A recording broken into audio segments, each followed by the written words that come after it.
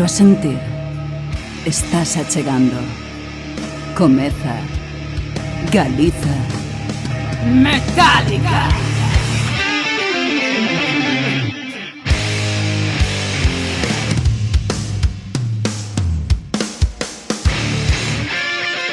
Moi boas, son Pati Castro. Estou encantada de estar contigo outro día máis. Neste día da radio, Galiza Metálica está presente como sempre, traéndoche o mellor do panorama galego metálico.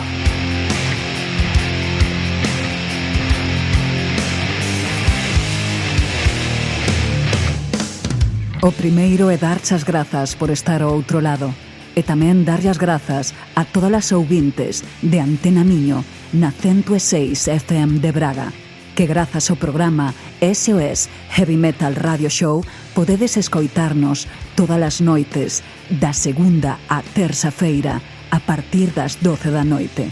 Isto non sería posible se non fose polo meu compañeiro nos mandos do Galiza Metálica, o gran imperatore das ondas do extremo ao caos, Filipe Marta. Recórdoche que podes escoitar este programa e todos os anteriores en iVoox, Spotify, Google Podcast e tamén en Podgalego.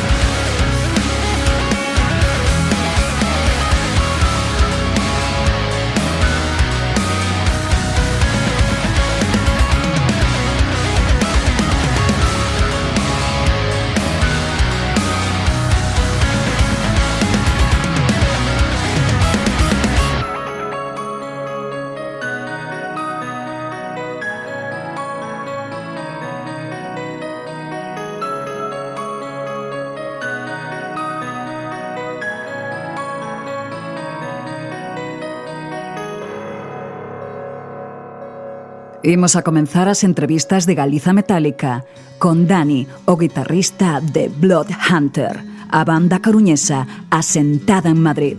Recordarche que Bloodhunter poderedes velo o día 28 de febreiro na Sala Even de Sevilla, o 10 de marzo na Sala Bóveda en Barcelona, o 11 de marzo en Urban Rock Concept en Vitoria e o 24 de xuño en Rock Imperium en Cartagena.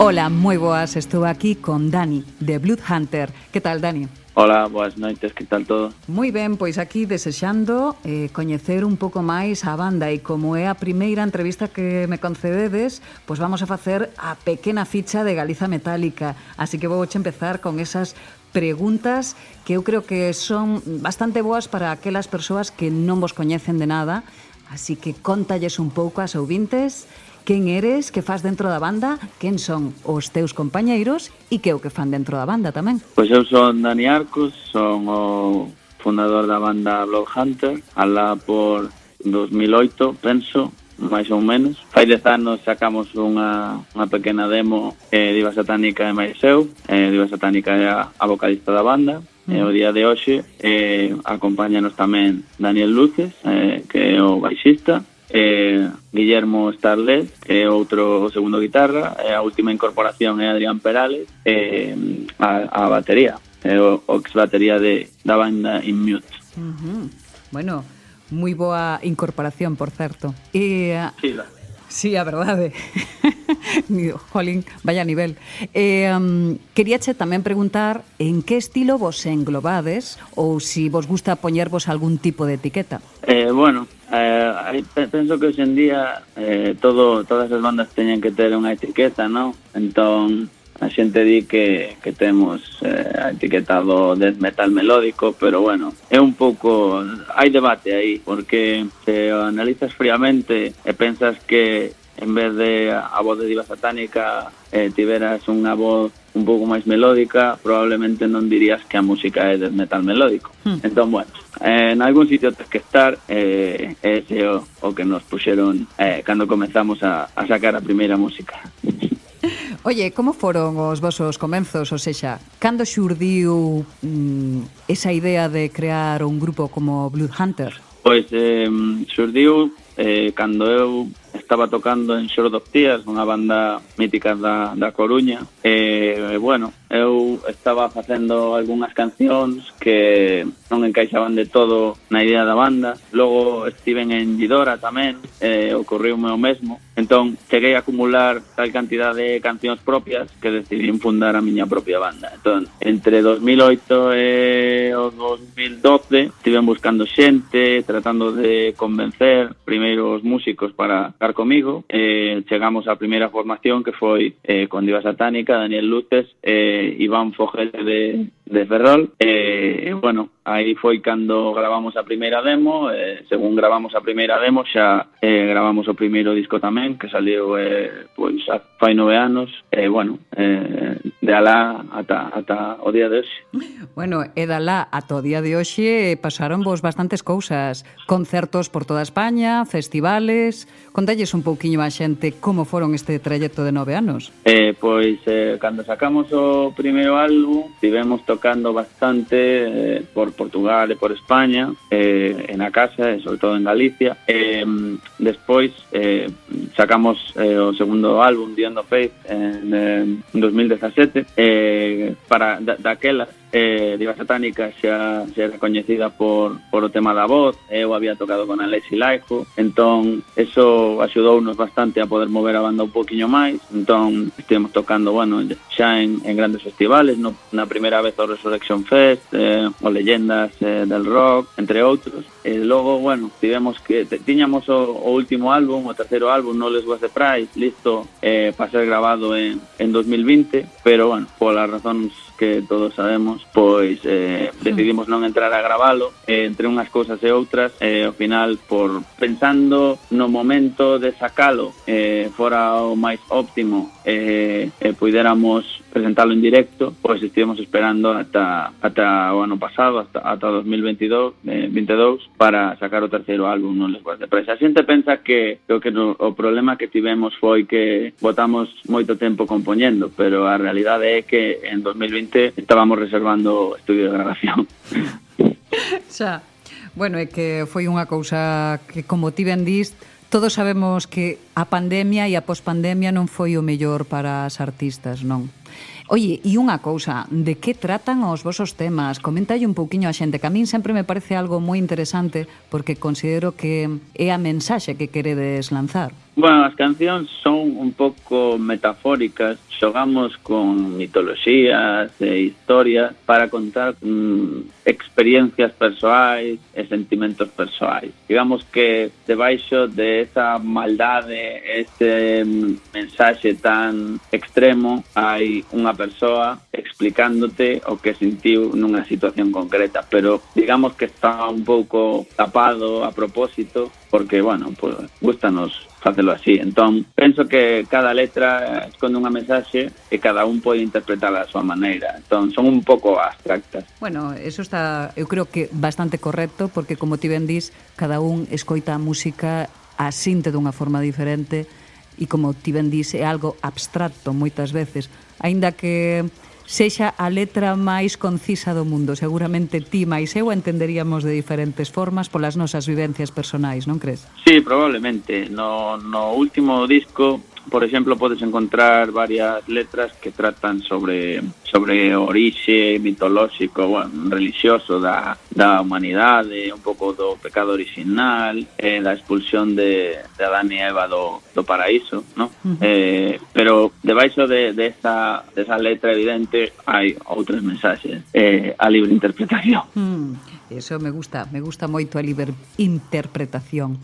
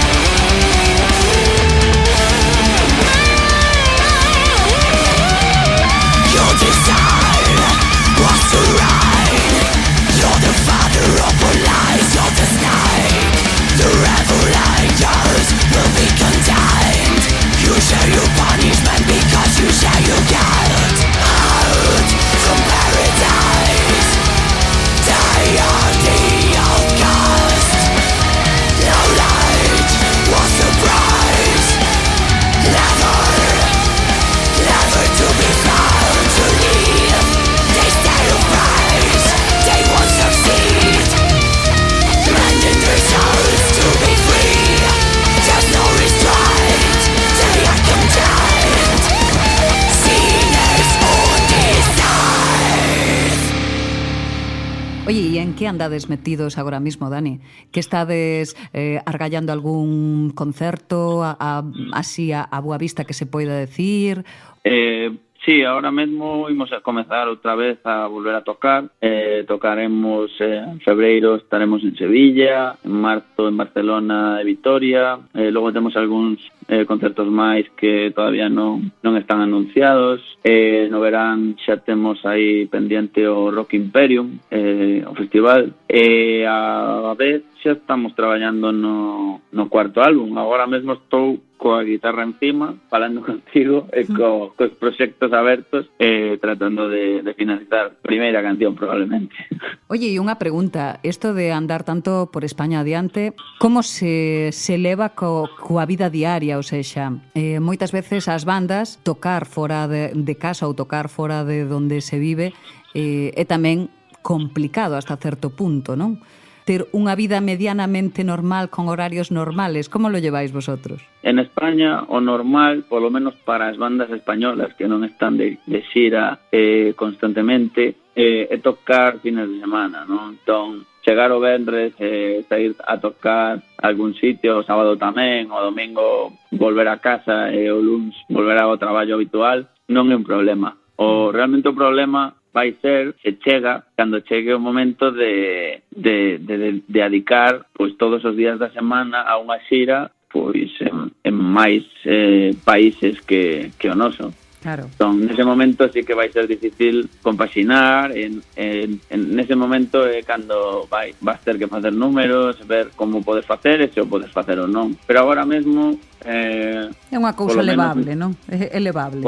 Sí, polo menos polo de agora non é ningún problema, é máis un motivo de alegría, que chego o fin de semana e vas a Sevilla, por exemplo, que temos moitos amigos ali, a dar un concerto, a tomar algo coa xente que fai moito que non ves e logo volver para casa. O sexa, que vos comedes uns cuantos kilómetros super a gusto, vamos.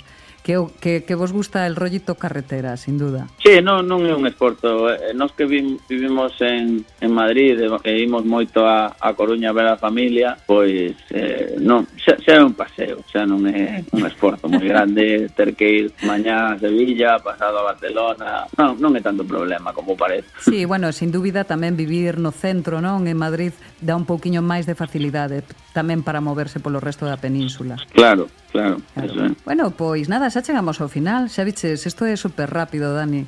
Estamos aí moi pendientes de cousas vosas que nos interesan, dese disco que estás aí ahora mismo preparando ca túa guitarriña aí nas mans, así que nada, estamos aí pendientes para poder facervos a maior visibilidade. Moitísimas grazas por concederme a entrevista. Nada, orgullosísimos, seguida así durante moito tempo, levando o nome de Galiza ben alto por toda España e tamén por fora, cando toque, non? Por supuesto, eso sempre. Bueno. Moitas grazas a ti tamén, e nada, estamos en contacto. Ok, ata loguiño, pois. Chao, chao.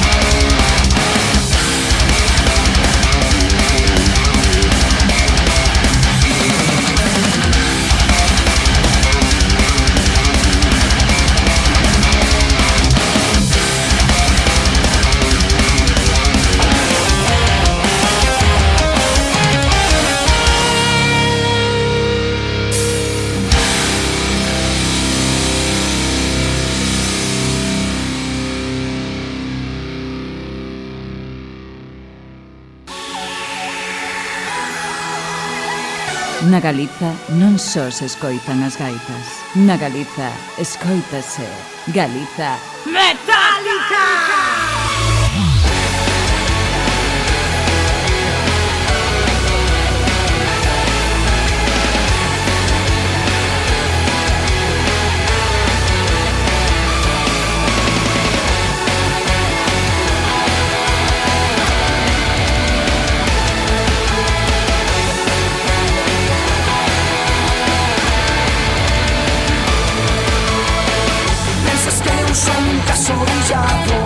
No son o único a ollar o ceo, a ver os sonhos fugir, a esperar de que algo aconteza, a despexar a miña raiva, a vivir as emocións, a desexar o que non tiven, aferrado ás tentacións. E cando as nubes se vayan, o ceo azul ficará.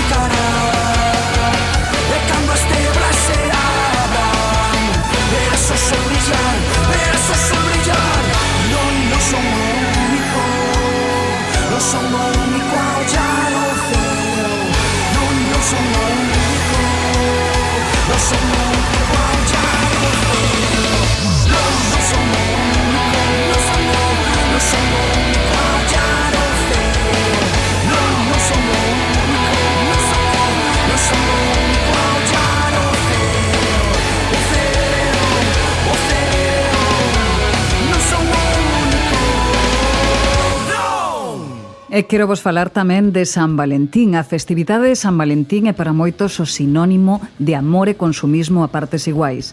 Enormemente popularizada durante o século XX, o Día dos Namorados é unha das datas que máis beneficios xenera, en a que os regalos de todo tipo que evocan un amor romántico enchen os escaparates de todo o mundo. Sin embargo, o orixen desta festa é moito máis antigo e foi evolucionando ao longo dos séculos ata convertirse no que é hoxe en día. Como ocurre normalmente coas festas cristiáns, hai que remontarse ata a antiga Roma para saber de onde veñen.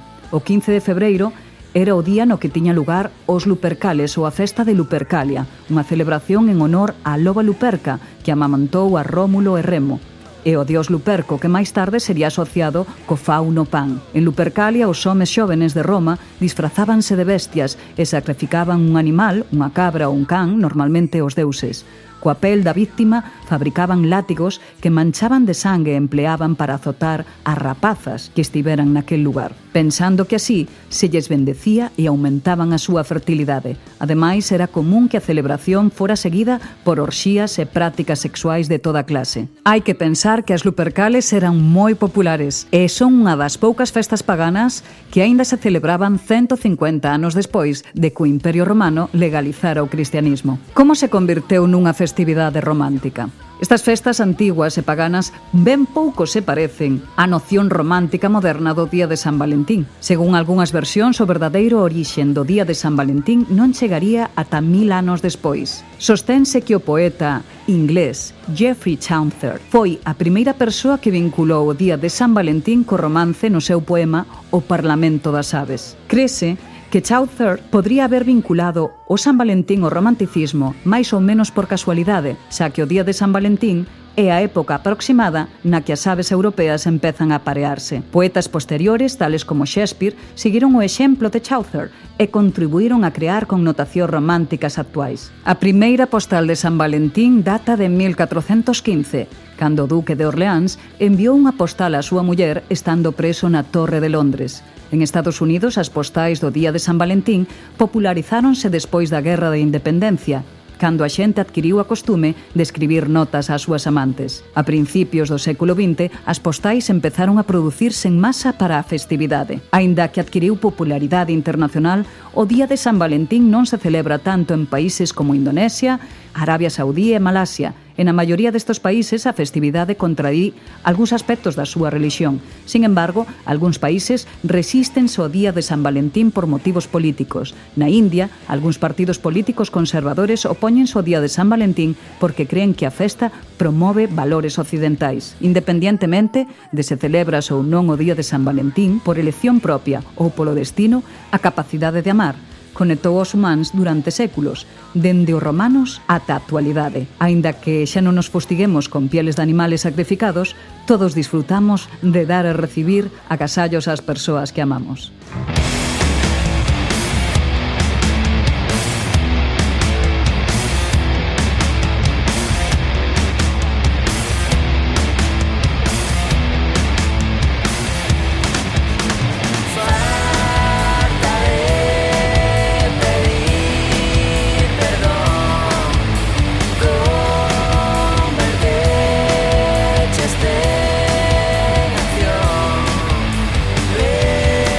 Esta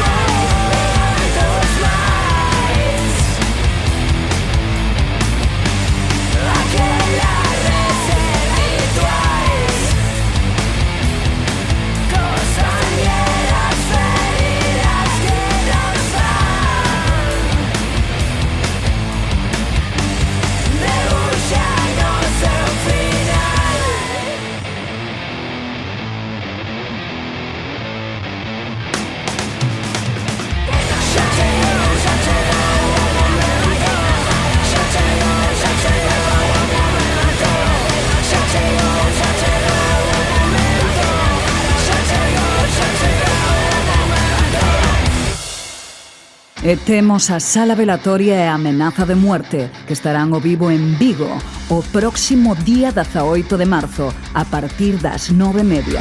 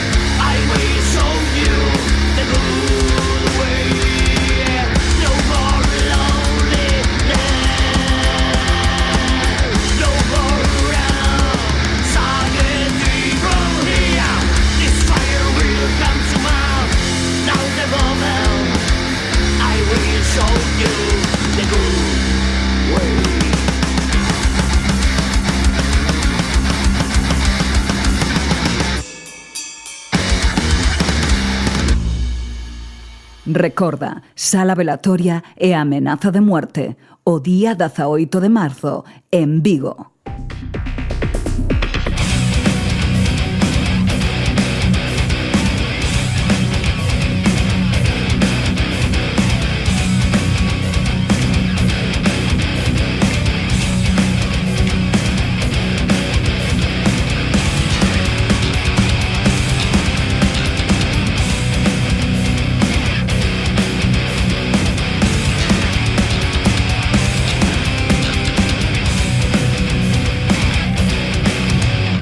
Como ben sabes, en Galiza Metálica non só me adico a dar entrevistas para as bandas, senón tamén entrevisto a outros medios de comunicación e desta volta vouno facer con Rubén Novo, o promotor de Empuje.net.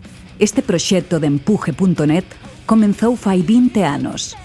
E hoxe estarei con Rubén para que escoitedes como foi esta traxectoria de 20 anos e en que está metido agora mesmo. Hola, moi boas, estamos aquí con Rubén de Empuje.net. Que tal, Rubén? Como estamos? Hola, Pati Castro, saúdos dende a cidade de Estado de A Coruña, de veciñanza de Monte Alto.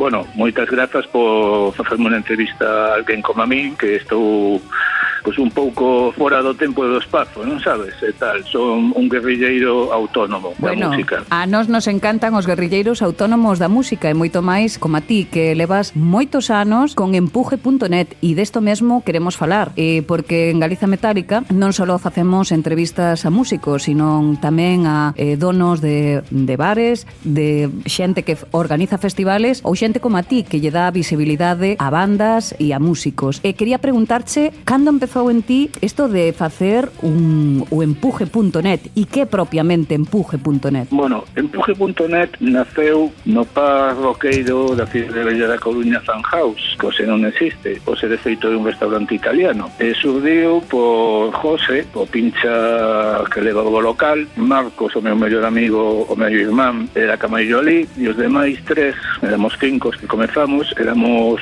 clientes que íbamos ali a escoitar música rock and rolleira e nos unimos todos na película. E, bueno, eso foi a idea de José, pois comezou a tomar forma nos 6 meses derradeiros de o ano 2000. En esos 6 meses nos juntábamos en casa de Marcos, que vivía nun quinto sen ascensor, nos juntábamos os domingos e a verdade é que sí, o recoñezo, chegábamos con unhas resacas do sábado de noite de andar por todos os locales rock and rolleiros da Coruña, pero tivemos moita teima. No marzo, o marzal do 2001, saiu a primeira versión de Empuje.net, que era cutre. Dende entón ha habido 6 remodelacións ata a web que agora vedes, que tamén está sendo remodelada para mellorala e tal, que estou agora con unhas cousas con informático e tal. Bueno, tamén contar que Empuje, bueno, nós éramos todos da Coruña, e todos falábamos castelán, por tanto Empuje, por eso non é Empurre, o digo porque agora se fai íntegramente en galego a página web, que iso foi, pois foi unos anos, eu sempre pensei, sen nacionalismo e sen ninguna cousa étnica, que un galego fala galego, e durante moitos anos, pois a presión social, un montón de historias te facía, era en plan como te van a poder, e fai 4 ou 5 anos, pois dicen, pois vou a aprender galego na autoridade, fui en algunas clases, mellorei algo, sigo falando con moita tal, vivo nunha mente castelón falante que me acosa para que vuelva a falar galego, pero como son un guerrilleiro, pois os guerrilleiros teñen 2 cousas, valor e convicción, eu teño as 2 cousas, e confían. Ou sexa que podes decir que Empuje.net naceu xa fai 20 anos, que se di pronto, sí, non? O sea, el preempuje, que foi durante 6 meses unha maqueta nun ordenador que tiña Marcos, que Luis o informático foi mellorando ata 2001, que saímos a internet para que ouvira a xente, pois foi un preempuje, pero eu conto porque esos 6 meses, 8 meses foron vitais para que saíra Empuje, a primeira versión. E logo, para min, despois non me din conta que habían pasado 5 anos e seguíamos ali, e non había na página web musical, artística, non había nada naquel momento, éramos os únicos. En riba feito por xente que non era subvención pública, pública, éramos fans do rock todos e o fixemos por iso. E logo tampouco éramos integristas, tamén quisimos buscar xente para música electrónica de calidade, non bacalao, pintores, tal, bueno, tuvimos que dedicarnos a unha sección máis que a outras, teatro e tal, eso que sempre me gustou, porque éramos rockeiros full time, sí que o éramos, pero tampouco éramos unos integristas e tal. Respecto a outros fatos da cidade que van de son máis roqueiro que non sei que, eso escoito rock, pois eso non te fai máis roqueiro e tal. Claro que non, o que é importante eu creo que ter un gusto polo arte en si mesmo, ou seja, que podes decir que foi un conxunto de amigos que querían facer algo polo que veían, polo seu panorama artístico e musical, e pouco a pouco fixestes o posible para que saíra para adiante a vosa idea. Pois mira, un ordenador bello de Marcos, Luis era, que ao principio o que o fichou, que iba polo bar tamén, era músico nun grupo, era guitarrista, resultaba que era enxeñeiro de telecomunicacións, e non tínhamos ni puñeteira idea. Ademais éramos, xente, eu, por exemplo, personalmente, a través do meu irmán maior, levaba unha vida de... tiña 25 anos cando comezou o Empuje. Levaba unha vida que meu irmán me levaba a Madrid a ver a Metallica, tamén fui da Federación Guns N' Roses, a FDC, por suposto, sempre a FDC, por lo que a FDC sempre o será, e bueno, iba a moitos concertos, comezamos unha revista, primeiro gravar, fotografiar, concertos, logo fomos ampliando máis cousas, non? Co paso do tempo. Pois te digo, do pre-Empuje 6 meses antes do 2001 e 5 anos despois, pois Empuje seguía. E sabía, sorpresa, cabemos moitísimo. E a página se fixo popular non por que tal, es que a xente vía a peña de Empuje, se move, poñe cousas, saca reseñas de grupos que non hai ni unha foto. Eu teño un arquivo fotográfico que hai fotos que non ten ninguén de grupos que xa nin se acorda deles nin Deus e tal, empezamos a sacar o underground de Coruña a internet e tal. Bueno, e de eso... E traballábamos arreo, pero arreo. O sea, xa me supoño. Baixábamos de noite, por suposto que baixábamos de noite, pero baixábamos a currar, a falar con a facer fotos de e tamén, privábamos, pero a verdade é que nunca perdimos o rollo de que o traballo é o que dá froitos. Claro. Non como outros que me atopei moita xente nesos 5 primeiros anos, es que de unha subvención, que sí, mentre esperas a subvención estás facendo algo, non, pois non, nin pedimos subvencións públicas nin nada. Financiación, poñemos 5 euros ao mes cada un, 25 euros. E se había que facer algo, pois eu me podo rascar algo, e fomos así, con unha cámara de fotos,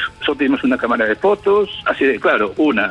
E logo, se aumentamos un poquinho o arsenal, bueno, esos 5 anos, a verdade, foron o cimento de Empuje.net.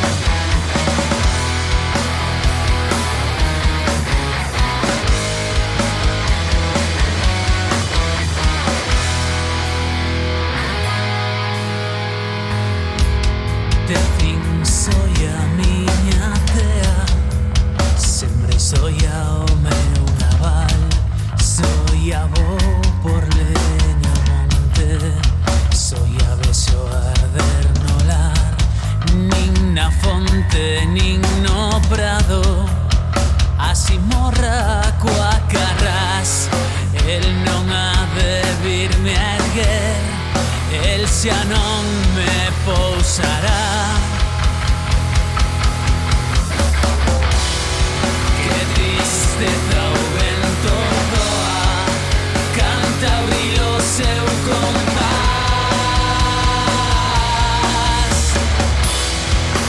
Ferve o pote máis meu caldo, soiña de idecerá.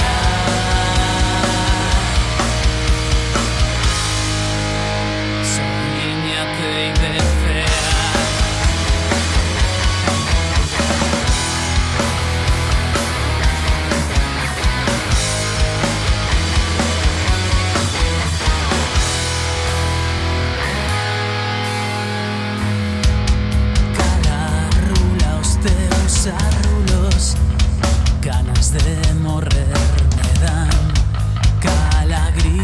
creo que si cantas sinto negra soída.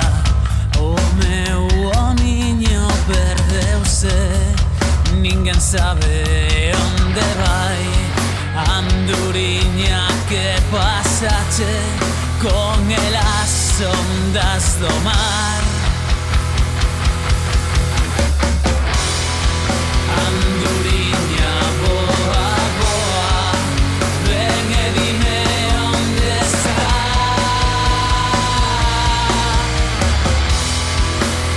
Anduriña, boa, boa, ven e dime onde está.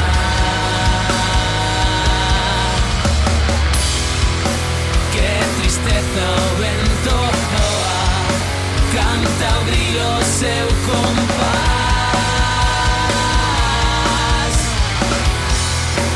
Ferve o pote máis meu caldo, soiña tei de cear.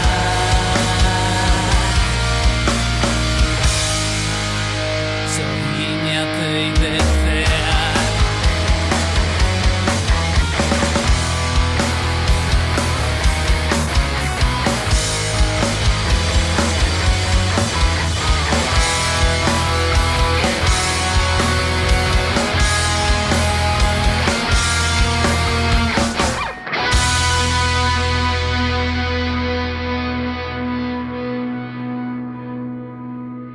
E a día de hoxe, en que estás metido en Empuje? Bueno, a día de hoxe, no 2007, que o colectivo xa se había metido alguna xente e tal, pero o colectivo, digamos, que chegou un punto que dixen, non vamos a seguir e tal. Dixen, pues seguiré eu só. Ata agora mesmo, no 2023, xa con 48 anos, o sea, para mí hai pre-empuje e pos-empuje.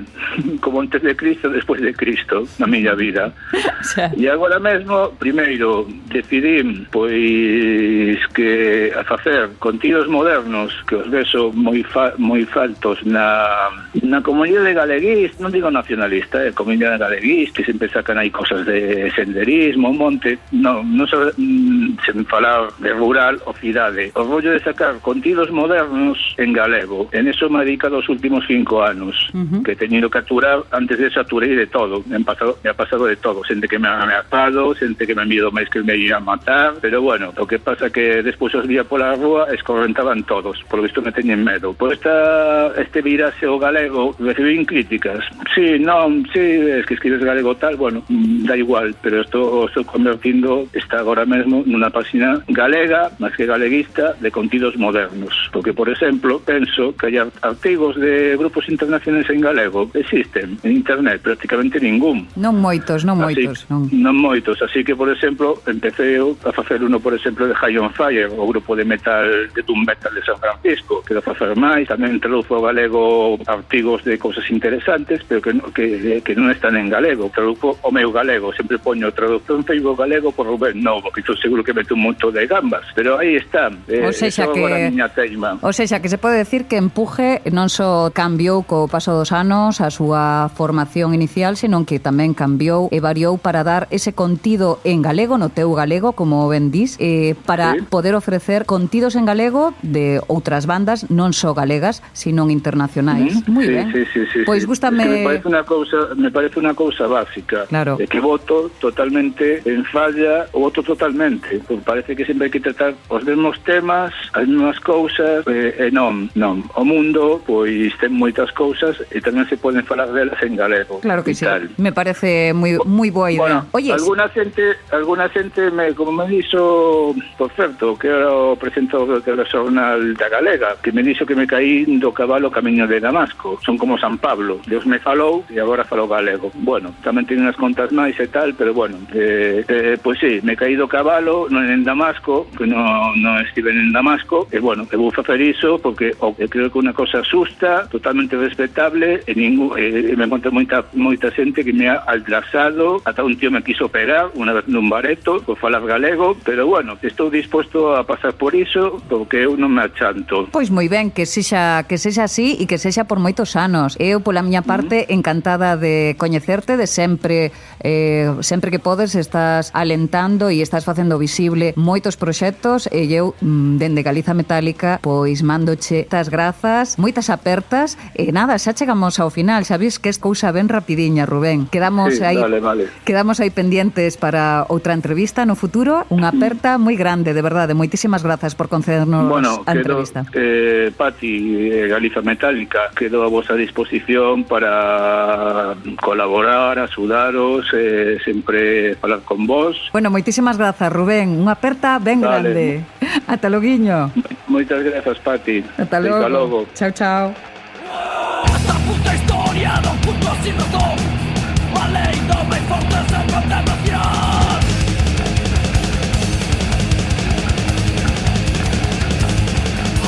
Unha boa mentira e unha mala idea, chamada disciplina e sumisión.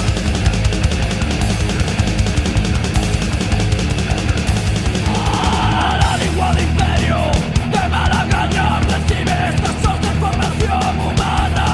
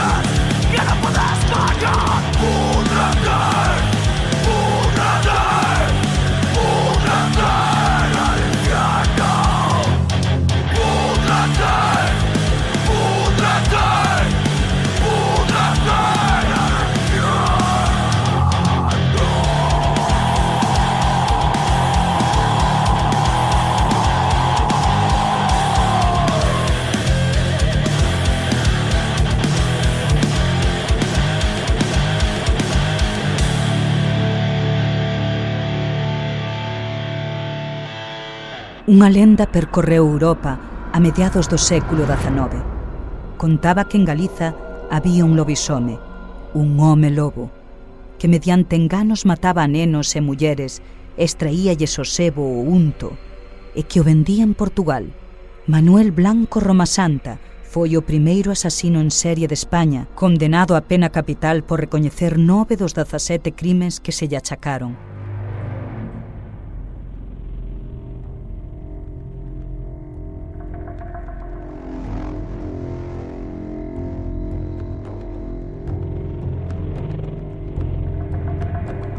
Romasanta naceu en 1809, aparentemente como unha nena, a que chamarían Manuela.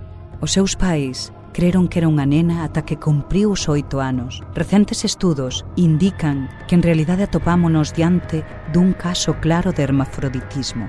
É dicir, Manuel tiña sexo feminino, pero segregaba unha gran cantidade de hormonas masculinas e sufría fortes episodios de agresividade. A historia conta que Romasanta non alcanzou 1,40 m de estatura e que, cousa excepcional, para a época podíaselle considerar instruído, xa que sabía ler e escribir. Casou aos 20 anos e 2 anos exerceu como xastre, pero, cando pouco despois a súa muller faleceu, cambiou o seu oficio polo de viaxante, o que lle permiteu percorrer o noroeste da Península Ibérica. O seu primeiro encontro coa lei chegaría en 1844, cando foi acusado de asasinar a Vicente Fernández, un garda de León que o ia embargar por unha débeda de 600 reais. Condenado a 10 anos de prisión, Romasanta deuse á fuga e foi declarado en rebeldía. A pesar de emitirse unha orde de procura e captura, logrou esconderse e vivir durante meses preto da fronteira con Portugal. Tras reaparecer no pobo de Allariz, Romasanta empezouse a integrar no pobo rapidamente e foi aceptado. Manuela García Blanco, xunto á súa filla, quería buscar un futuro mellor e foise de Galiza para atopar unha boa casa na que poder servir. Para eso quería ir a Santander e Romasanta, o que todos consideraban un bo coñecedor dos camiños, ofreceuse a guialas ata alí, onde lles prometeu que conseguirían un bo traballo na casa dun cura amigo seu.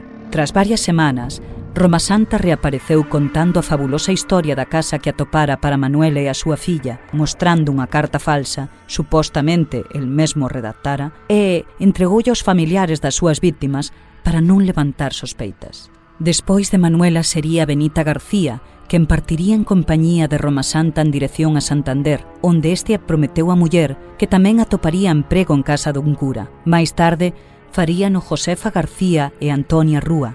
Algunha delas viaxaban cos seus fillos de pouca idade, pero nin elas nin os nenos volverían a ser vistos endexamais. Pasaron as semanas, os meses e os anos, e a inquietude do pobo deixou paso ao temor e a sospeita entre os familiares das desaparecidas.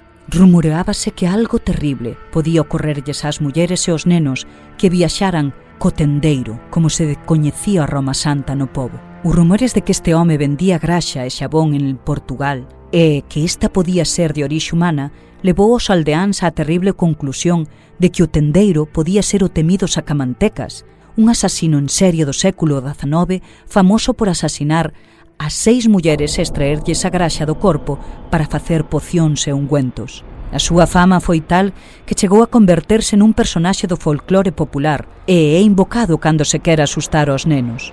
Estas sospeitas, xunto ao achado de varias das pertenzas das víctimas que o propio Romasanta vendera durante as súas viaxes, obrigárono a fuxir. Durante a súa fuxida, en cada localidade que visitaba Romasanta deixaba un regueiro de desaparicións e mortes.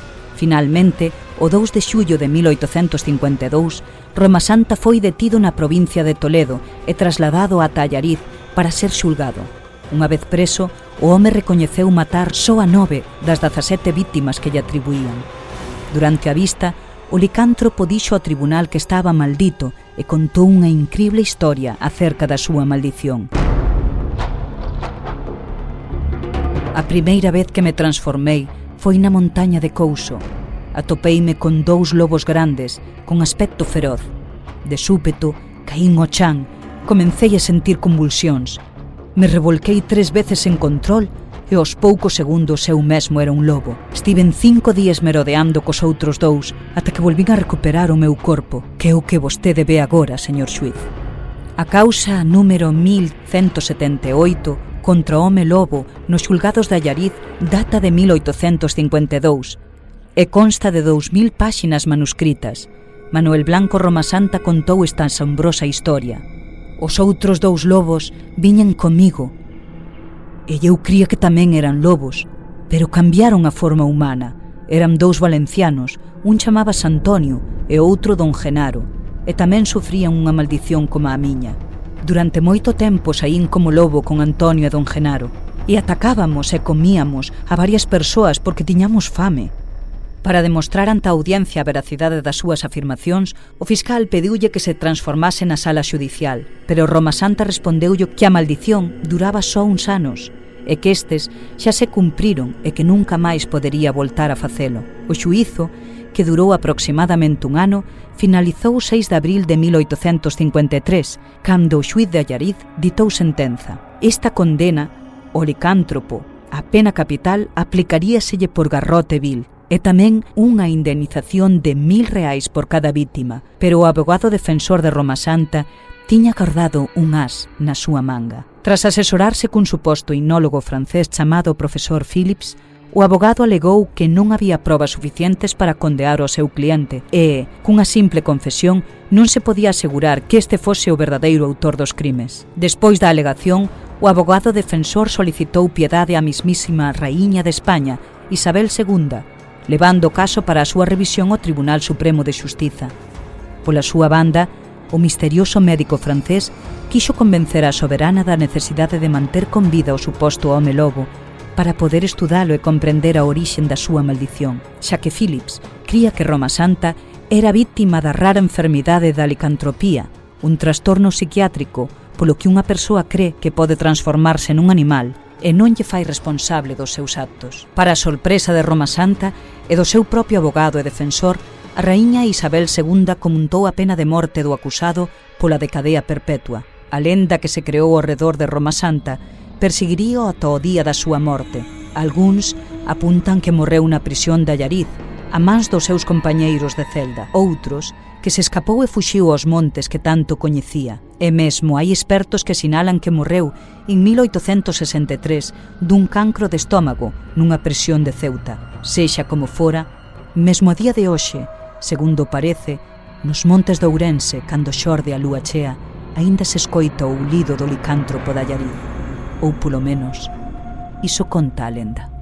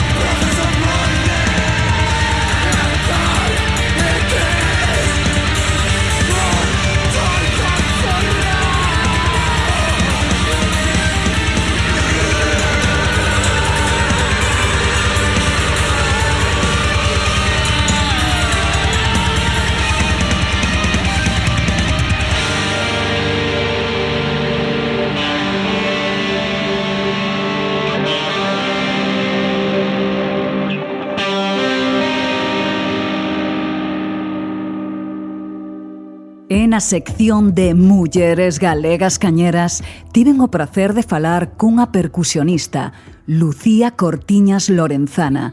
Esta muller está metida en varios proxectos ben interesantes. Eu cheguei a ela grazas ao proxecto de Catuxa Salón, pero vai vos a contar moito máis da súa traxectoria vital dentro da música. Todo un referente no mundo da percusión que está moi activa actualmente. Ola, moi boas. Estou aquí con Lucía Cortiñas Lorenzana. Que tal, Lucía? Ola, moi bo día, moi ben. Bueno, pois eu tamén encantada de coñecerte e de que te coñezan máis as ouvintes de Galiza Metálica nesta sección que se chama Mulleres Galegas Cañeras. Na miña sección sempre comenzo con unha pregunta que é igual para todas vos, que cando comenzou en ti o amor pola música? Bueno, pois a verdade é que é difícil responder a esa pregunta. Supoño que xa desde a barriga xa comezou, non? Cando a miña nai escoitaba música e desde pequena, pois todo o que escoitaba na miña casa, que era bastante variopinto, desde música clásica hasta flamenco, bacalao, eu dormía con música. E a veces dormía con bacalao daquela época pero realmente cando me puse en mans a obra foi con 9 anos que comecei nun grupo que creou o meu primo, que en paz descanse, José Antonio Viñas Mira, que creou Queixumes dos Pinos, unha agrupación folclórica, e aí pois é onde recibín a miña primeira dose importante de arte, non, e cultura de aquí da terra. Aí pois comecei co baile, co canto, coa pandeireta, a gaita, e aí comezou todo, supoño. Ou seja, que na túa casa, polo que vexo, era un ambiente musical, pero ecléctico, había un pouco de todo. Sí. Ou seja, túa nai escoitaría túa nai escoitaría unha cousa, teu pai outra, tes irmáns ou irmás, que tamén non tes, pero de todas xa teus pais chegaban, non? Para misturar estilos. Sí. Vale. Sí. En que zona vives, por certo, ou en que zona residiches cando eras pequena? En Ourense. Eu son de Ourense, cidade. Eres ourensana. E de alguna forma apareceu a través dese primo que me comentas, ese amor pola música tradicional da terra. Foi ele o primer referente que che meteu aí o gusanillo, ou tamén na túa casa che decían vaite co primo que o primo sí que sabe o que é tocar, ou como é? Non, a verdade é que non o coñecín hasta esa idade e foi xusto cando comezou o seu proxecto, así que eu estiven desde os inicios. Empezaches a tocar algún instrumento, me supoño. A pandeireta, me comentaches. Sí, pandeireta, cunchas, despois a gaita tamén. Ou seja que a parte de percusionista tamén lle das a gaita. Sí, son gaiteira, sí, hasta os 25 anos estiven tocando gaita moitísimo, sí. Estiven en varias agrupacións, despois de estar do meu primo, estiven na banda de gaitas de Castro de Beiro, despois estive na banda de gaitas da Carballeira. Carai, pois eres tan percusionista como gaiteira. Eu estaba facendo a entrevista a unha percusionista, pero non, eres unha gaiteira percusionista, moi ben. A parte do amor hacia o folk e o tradicional, que me supoño que o está rodeada desas agrupacións e o ir a tocar fines de semana, etcétera, pois o que máis te arrodearía sería dese estilo musical. Que outros referentes de música tiveches? Pois eso, o da miña casa, que había un pouco de todo, e despois, pois con 16 anos ou así, collín un instrumento de percusión, que a pandeireta tamén o é, e as cunchas e todo isto, pero collín outro instrumento de percusión que é a darbuca, e chegou ás miñas mans e xa me quedei enamorada totalmente da percusión e desde aquela que me acompañou. Oye, experimentei pola miña conta, un autodidacta, e despois máis adiante pois me empecé a meter en estilos como a música árabe. Fixemos un proxecto aí en Santiago de Compostela, donde vivín moitos anos, que se chamaba Taksim, e eu tocaba a darbuca e con un compañeiro que tocaba o laúd árabe e unha bailarina do vientre. Entón tiñamos ese proxecto moi bonito e aí me adentrei un pouquiño pois neses ritmos árabes. Pero bueno, o que realmente conquistou o meu corazón foi a música brasileña, que coñecí pois a través de Sergio Thanos sobre os 20 anos e bueno, eso xa me deu un vuelco a miña vida total, porque xa foi obsesión a sintonía que teño con esa cultura, e aí pois comecei a meterme a escoitar de todo, música brasileira canta hai. Comecei a tocar no Trópico de Grelos, que é un grupo de batucada foro brasileira aí en Santiago, e bueno, e seguín afondando pois no pandeiro, que é o que toco hoxe en día, non? Sobre todo pandeiro brasileiro, e bueno, pois así, non sei. Oye, hai moitas cousas que contar. A verdade é que sí. Oye, eso da darbuca me supoño que é algún tipo de instrumento de percusión, pero o mellor aos ouvintes lle ocurre como a min, non o sei visualizar. Como é? Vale, pois a darbuca é como un djembe, sabes, o djembe, o tambor africano, solo que é metálico, e ten un parche de, bueno, din que de peixe, de pel de peixe. Realmente parece un plástico, non? E pois ten unha sonoridade moi peculiar, é moi versátil, e hoxe en día tamén se toca na música folk e está bastante metido aquí no noso panorama tamén. E bueno, polo que me dixeche de Sergio Thanos, que che dou aí ese amor hacia a música brasileña e ese amor tamén polo pandeiro brasileño.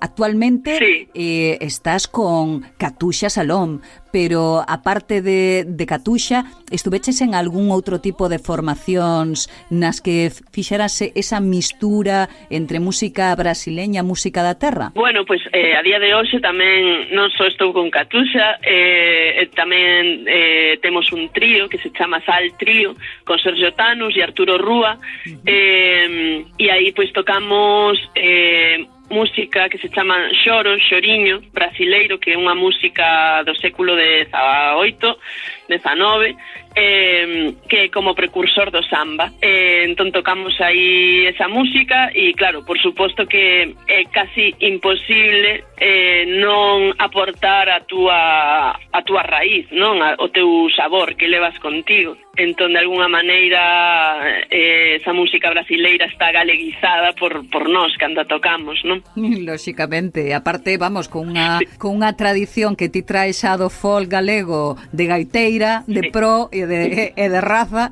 pois vamos, segurísimo que faz aí unha mistura moi curiosa. Así que estás en dúas formacións. Bueno, en máis.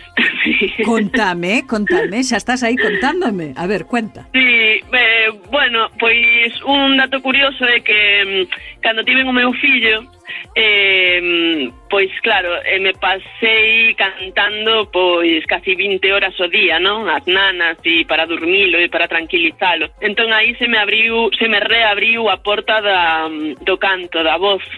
E o compro, porque cando era pequena, aos inicios, pois sí que cantaba coas pandeiretas, pero deixara aí, non? Quedar aí, pois aos 12 anos parei e xa nunca máis, pero se me reabriu esa porta cando naceu o meu fillo, e bueno, pois empezou aí unha viaxe moi interesante de autocoñecemento, non? Porque a voz é o noso instrumento, e bueno, é moi interesante o poder que ten en nós mesmos, a vibración e nos demais, non? Entón aí pois apareceron na miña vida os mantras, e comecei a cantar sin parar, a facer a miña viaxe propia de terapéutica, non? Porque a nosa voz sempre nos dá moita información de como estamos, bueno, hai moitos bloqueos aí.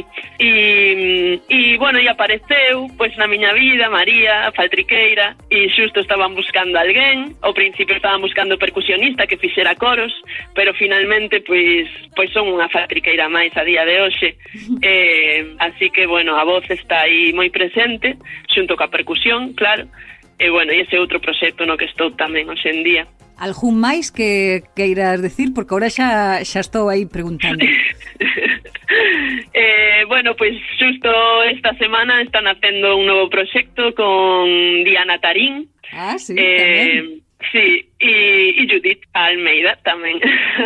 Bueno, que ben. Sí. As dúas cubanas e eu. E ao revés que Saltrío, que é un brasileiro e 2 galegos, pois isto é unha galega e 2 cubanas. Entón, bueno, pois estou moi ilusionada porque sei que vou aprender moitísimo aí. E nada, e nos imos aportar mutuamente tamén, no? Das todas as culturas que temos dentro de nós. Eu considero que teño a galega tradicional, pero tamén a brasileira, tamén é parte de min. O sea, son afro-brasilega.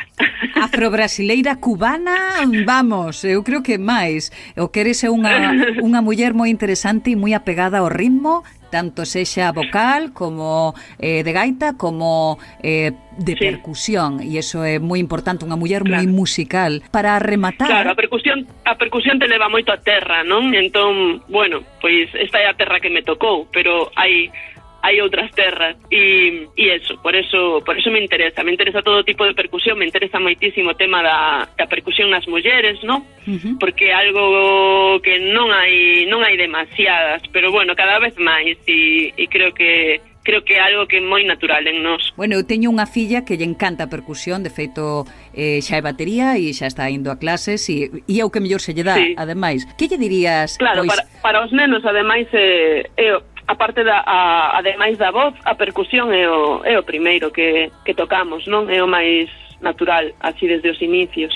Sí, a verdade. E que lle dirías, pois, a rapazas como a miña filla ou a mulleres que poidan ou rapazas que poidan estar escoitando este podcast e que para empuxalas de alguna forma a que den o paso e se sumen a algunha formación musical? Bueno, pois lle diría que escoiten moita música, de calidade, de todo o mundo que hoxe en día está a disposición, por sorte, temos moita variedade e que proben, e que se solten, e que non pasa nada por equivocarse, que é así como se aprende, que experimenten, que xoguen, porque ao final a música e a vida é un xogo, e que aproveiten as compañeiras que teñan cerca, non? E que lles guste a música para compartir, pois desde bailes, cantos e tocar, que intenten facer cousas, que se animen e que se xunten, porque é así como se aprende, eu creo, compartindo, aprendendo uns dos outros, probando, equivocándose, non sei, é unha viaxe e é moi divertido. E ao final,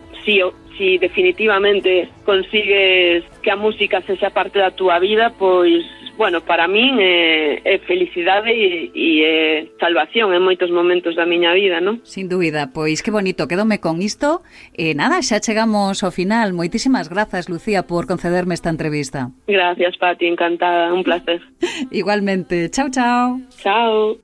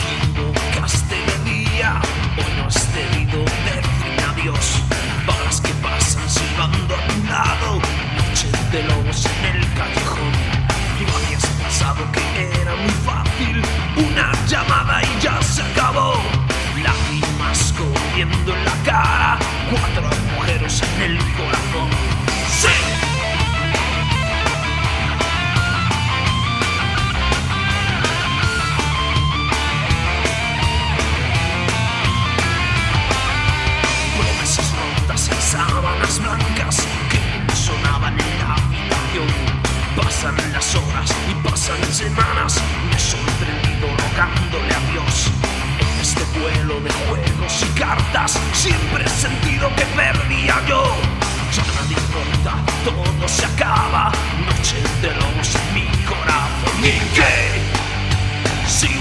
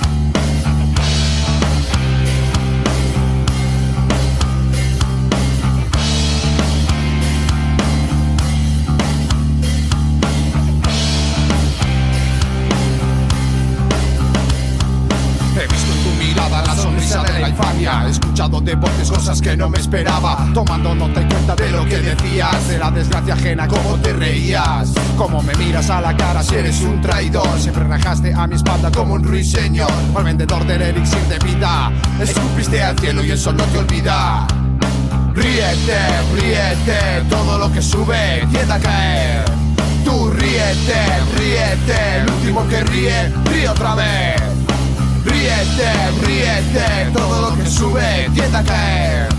Tú ríete, ríete, el último que ríe, ríe otra vez.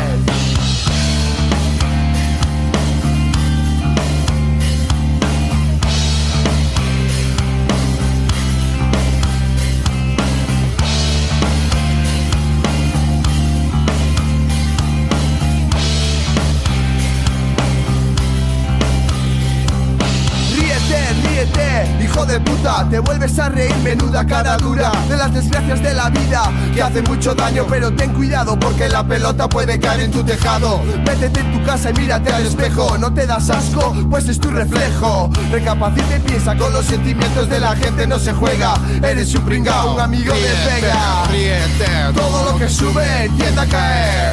Tú ríete, ríete, el último que ríe, ríe otra vez. Ríete, ríete, todo lo que sube tiende a caer. Tú ríete, ríete, el último que ríe, ríe otra vez. Ríete, ríete, todo lo que sube tiende a caer. Tú ríete, ríete, el último que ríe, ríe otra vez. Ríete, ríete, todo lo que sube tiende a caer. Tú ríete, ríete, el último que ríe, ríe otra vez.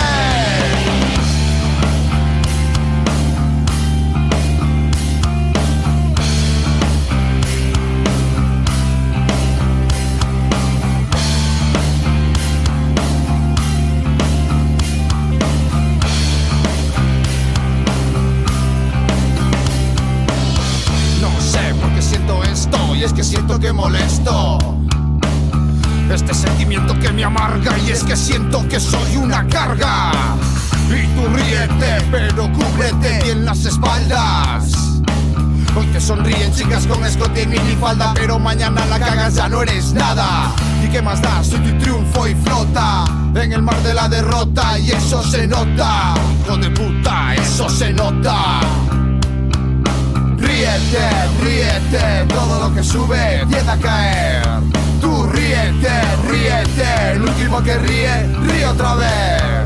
Ríete, ríete, todo lo que sube tiende a caer. Tú ríete, ríete, el último que ríe, ríe otra vez. Ríete, ríete, todo lo que sube tiende a caer. Tú ríete, ríete, el último que ríe, ríe otra vez. Ríete, ríete, todo lo que sube tiende a caer. Tú ríete, ríete, el último que ríe, ríe otra vez.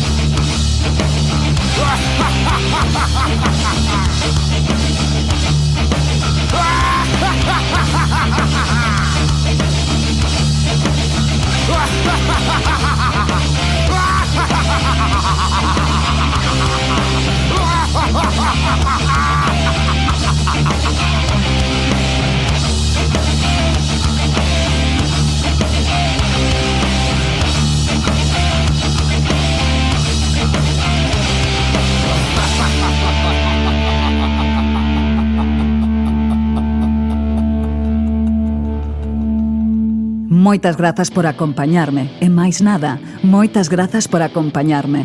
Un placer estar contigo durante todo este Galiza Metálica que veu cargado de entrevistas e de boa música.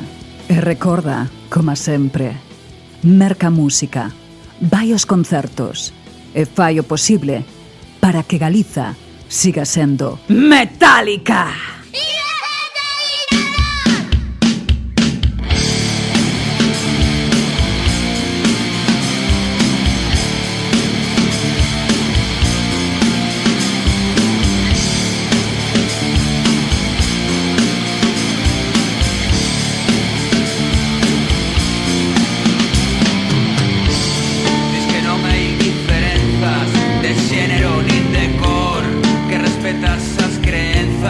Inocente dictador, dis que queres axudarnos, identificaste con nós mentre sobes os impostos. Inocente dictador, dis que vas a quitarnos de unha vida mellor. Estamos todos no paro. Inocente dictador, dis que é culpa da crise que podía irnos peor. Todo sigue empeorando. Inocente dictador.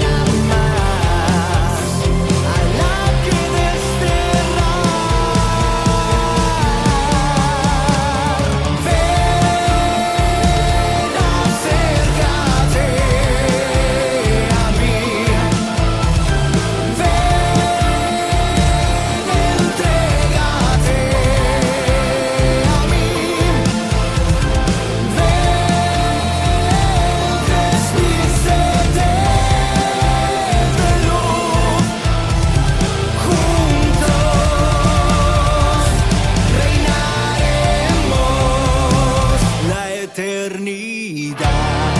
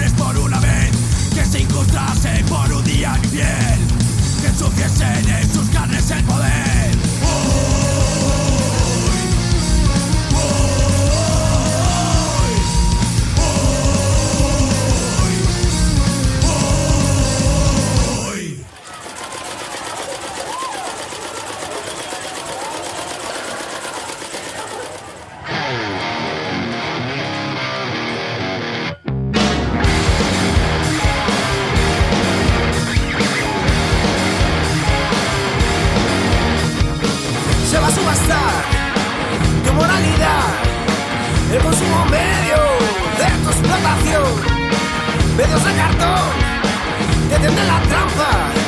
Ahora tienes más, lo que no te falta y es lo que te gastas. Ahí va, sudor y lágrima. Lo más bello de la moda se mascara, sangre derramada. Globalización, te cambian las reglas. Bonito por fuera, por dentro la miseria. Tras esa apariencia asoma la vileza.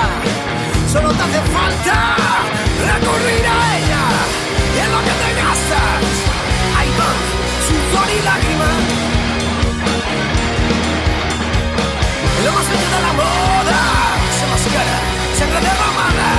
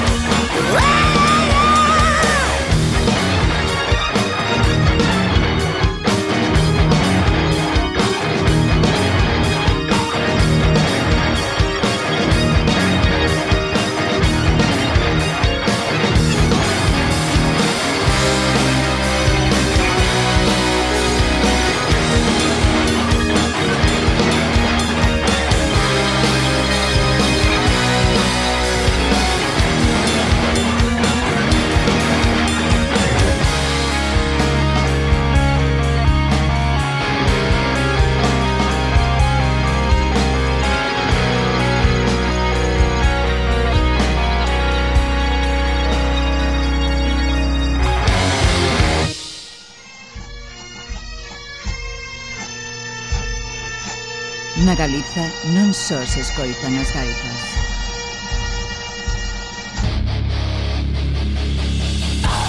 Na Galiza escoitase Galiza Metálica.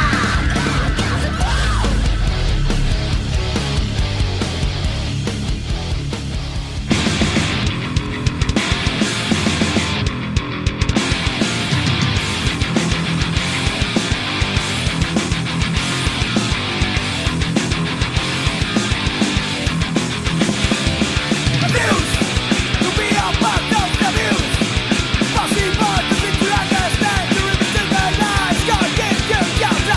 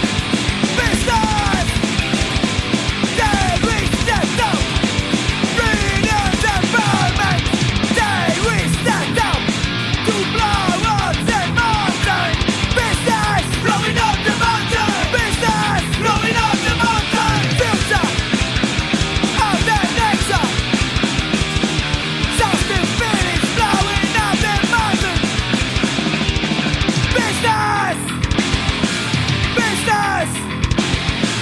Business!